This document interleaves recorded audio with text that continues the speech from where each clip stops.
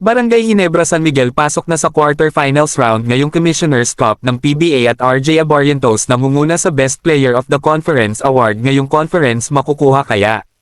At bago tayo magsimula, huwag kalimutang mag-subscribe at like para lagi kang updated sa mga latest upload natin. Salamat! Barangay Ginebra San Miguel pasok na sa quarterfinals round ngayong conference ng Commissioner's Cup matapos talunin ang Titan Ultra sa kanilang elimination game. Naging maganda ang panimula ng Barangay Ginebra San Miguel sa laro laban sa Titan Ultra para ma-maintain ang tempo at magkaroon ng maagang bentahe kontra sa Titan Ultra.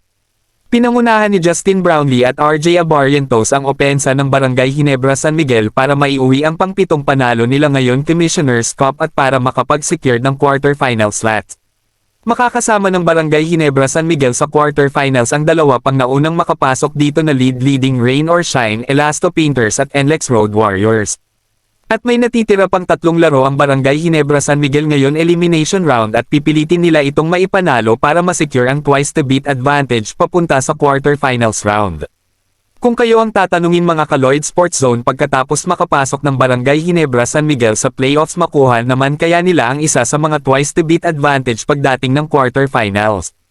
Comment na! Lipat naman tayo sa kaugnay na balita. Barangay Ginebra San Miguel Rising Star RJ Abarientos nangunguna ngayon sa Best Player of the Conference Award ngayong Commissioner's Cup. Matapos ang 9 games na nalaro ng Barangay Ginebra San Miguel ngayong conference ay nag-a-average si RJ Abarientos ng 22 points per game para maging number 1 sa Best Player of the Conference Award ngayon.